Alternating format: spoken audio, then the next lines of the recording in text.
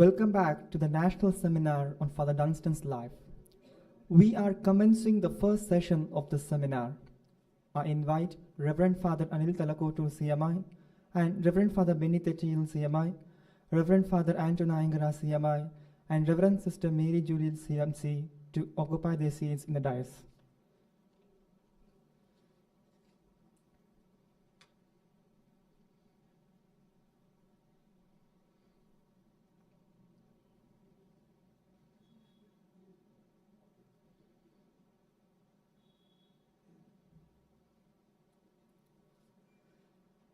The first session includes biblical reflection based on the life and works of Reverend Father Dunstan Olakkengil CMI. This session is chaired by Reverend Father Anil Talakotur CMI. He is currently serving as a Provincial Counselor for Social Apostolate and Healthcare of CMI Preshitha Province, Coimbatore. He is a man of deep contemplation and commitment. Over to you, Father.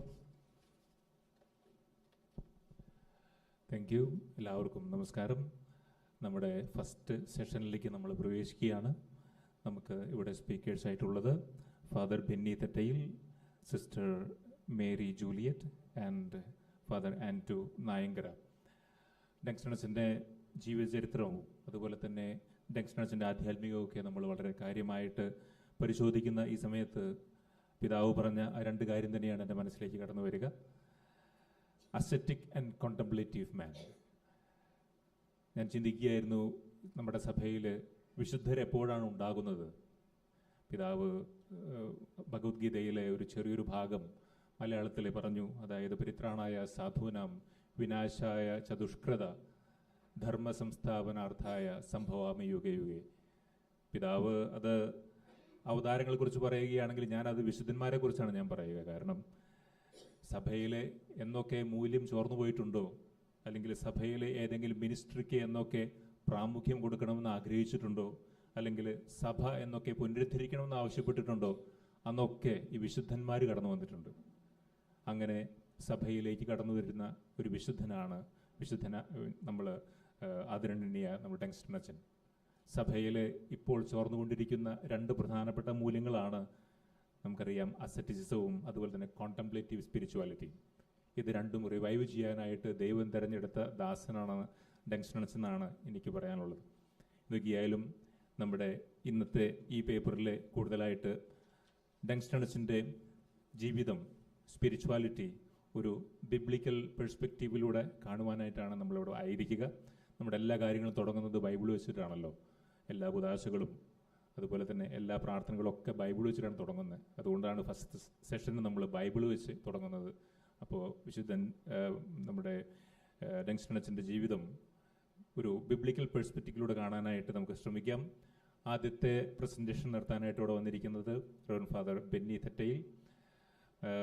Thettayil did his MA and doctorate in biblical exegesis from Catholic University Louvain, Belgium.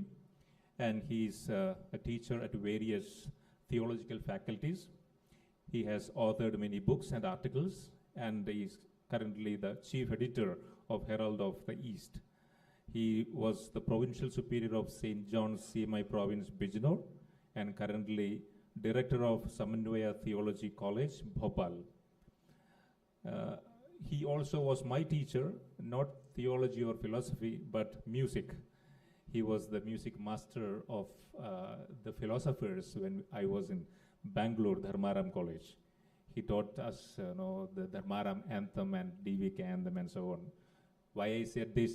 Because he is a multi-talented personality and he has a good clarity of thought, a good language and ability to communicate.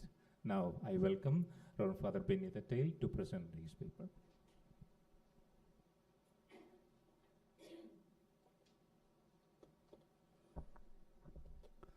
Good morning, everybody. All the revered members in the assembly, on the dais, Anil, Juliet, and Anto. I wonder what kind of a lens the disciples on the mountain of transfiguration may have received in order to look at the transfigured Christ? And what kind of a lens should we have in this session to look at Dunstan? And depending upon the lens that we look through, Dunstan would have various colors, because as we heard so far, his colors are so exuberant, spiritual, formative, and so on and so forth. Now, looking for a lens to look at Dunstan from the New Testament point of view, I came to Paul and got that lens from him, where he speaks about the circumcision of heart. In contrast to the circumcision that we know of the physique, he speaks about the circumcision of the heart. And it is this cardiac circumcision receiving as a lens that I am trying to look at Dunstan.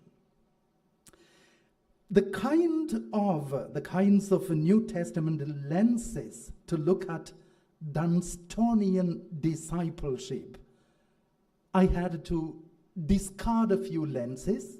There is a fisheye lens if you are acquainted with the camera and then the world of photography. We have a fisheye lens and a wide-angle lens, which would give you a large frame. That large frame was not viable for me to look at Dunstan. I used instead a telelens, zooming in some aspects of Dunstan's life, spirituality, in order to have a better understanding of the person, sanctity, and the contributions that Dunstan gave to the society. And then the sources that I have used would be the biography of Dunstan, authored by Polly here, and his letters and prayers, and perhaps his memoir. There are 3 books that I received as source materials. Here we have got a few Dunstanian snapshots that I took through these lenses, and what he would ask us is, what really matters? What does really matter? The interiority or the externals? We have been thinking about the internal beauty and so on. That is the kind of a line that I also am taking, looking at Dunstan from the New Testament lenses. The status, what matters, is the status of life chosen by you. Does that matter? Or does the choice that you have made would lead you to your real destination is the question. So the choice that you have made of your status, but then something that is there in the finality. And these are the 2 points that I would like to juxtapose, to place before you from Dunstan's point of view. And then, looking at this, I also take a cue from what has already been spoken. There is a Subhashitam in Niti Shatakam by Bhartrihari, where he would speak about Keyura na vibhushayanti purusham hara na chantro jwala na snanam na vilepanam na kusumam na alankrita murdhaja Chaitanyeva samalankaroti purusham ya sanskruta dharyate kshiyante kalu bhushanani chaitanyam Satatam bhushanam bhushanam. Something that is internal. When your heart is circumcised in such a way to lead the life that you have given to live in all its possibilities met, would be the chaitanya, the internal spirit that you possess, which makes you exuberant as a person, as a Christian, as a religious, and as a pastor. Something that is inframundane. There is something ultramundane, but that is inframundane. You are invited to go to explore your interiority in order to look at Dunstan through the New Testament lens. So we have got here Paul's cardiac circumcision lens, where he would speak about the Jew. And I quote Romans 2:28 and the following: a person is not a Jew who is one only outwardly, nor is circumcision merely outward and physical. No, a person is a Jew who is one inwardly, and circumcision is circumcision of the heart, by the Spirit, not by a written code. And such a person's praise is not from other people, but from God. Self-effacing nature of Dunstan neither sought nor desired any admiration from any quarters for his accomplishment, whatever they were. Bring Paul and Dunstan together on the New Testament platform, and you will see sifting through various New Testament paradigms, and through that lens we look at Dunstan and see him a deeper man, far deeper than each one of us is here, a deeper man. His contemporaries, in comparison with him, his contemporaries seemed to wallow in mediocrity, which he celebrated, for which he did not have any place either in his heart, in his mind, even in his peripheralities. You wouldn't find that kind of a place. Depth of his personality, effected by means of this circumcision, cardiac circumcision that is proposed by Paul, would be something that we go for in imitation of Dunstan. So let us come to look at where did it start, this cardiac circumcision. We go back now.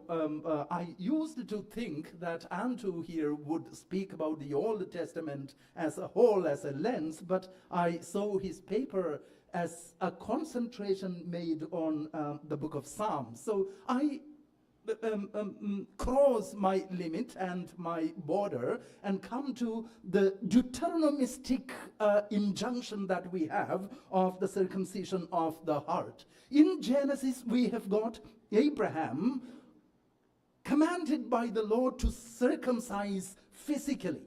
And then a step further, coming to the book of Deuteronomy, physical circumcision does not suffice.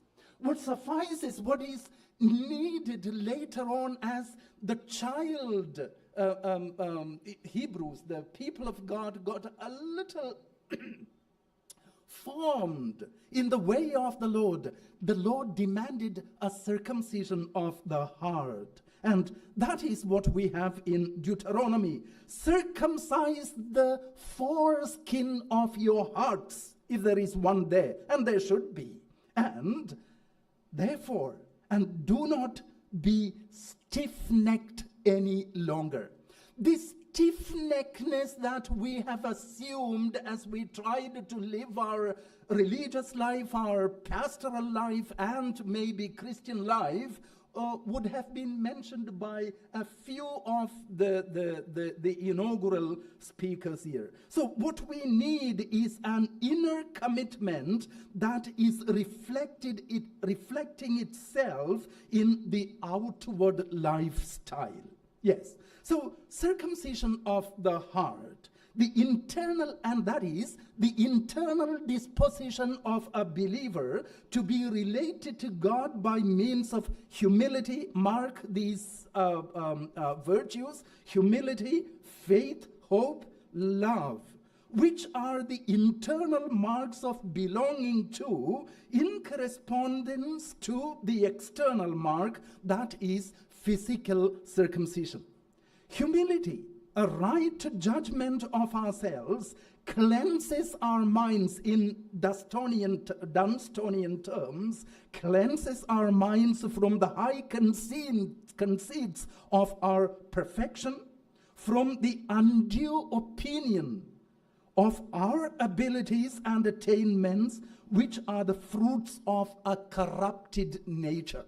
And this is what Dunstan would have throughout to show us. What is external could be discarded. What is internal should be embraced. So, the circumcision of the body is far easier than the circumcision of the heart and mind. And that is why we have got Sutariam Sundaram. Sundaram is easier, as Josh said in the beginning. But Sutaryata is something far more difficult. And then comes Jeremiah to our help. And circumcise yourself to the Lord. Remove the foreskin of your heart, O men of Judah and inhabitants of Jerusalem, lest my wrath go like fire and burn with none to quench it, because of the evil of your deeds. Jeremiah 4:4. Once again, the circumcision of the heart is not anything peculiarly Pauline, but we also find it already existent in the Old Testament. And then we have got the Pauline circumcision of the heart. For the Jews, circumcision was of paramount importance to belong to the people of God as an identity marker. So, for the Jews, spiritual superiority came to them because of the circumcision. But for Paul, the distinction between the religious tradition that does not save and the circumcision of the heart that does save. And so, Romans 2:28-29. And that is what we have already read. So, a circumcision of the heart where externals are to be the reflection of what is felt internally in the heart. In Dunstan's case, he at least once lamented the outward appearance did not have much in common with the beauty of his heart. At least when after his fall of the hair, he looked at himself in the mirror, and then at least once he had this kind of a reflection of a pang as he was going ahead. So here, once again, we have got Stephen speaking before his martyrdom about this uncircumcised of the heart, pointing at Jews. Now here, we also speak about the Hebrews 8:10. You will have God put his laws into your heart and write it God would put his laws in their minds and write them on their hearts. So always, in contrast to what is external, what is internal is preferred here. And then, with that introduction, we go to the choice of the lens. It is like me going to an ophthalmologist to check my eyes, and then he would have a case of lenses, and he would pick a few of them, match them in various ways, and then give them in various angles. determining the power of your eyesight in order to determine, in order to prescribe the power of your glasses, the lens. And that is what we have done. Here, I have taken a few lenses like an ophthalmologist, and the result of this would be a comparison between the spirituality of the sanctity of Dunstan and the way Christ and his disciples in various ways would have tried to follow Christ in their own life of sanctity. And first of all, we come to, maybe in your handout it is the fifth point, we come to the Thomasian tenacity. Yes. You know, Thomas was adamant that he would need something before he believed. His adamant nature, his tenacity, oh, thank you very much, his tenacity would be there, found in Dunstan, where he would speak about his anger, the predominant feature in his early life. And he had already almost become a local legend for his obstinacy. But then he would also speak about the bright side of what this obstinacy and tenacity would bring. You are made to persevere in something.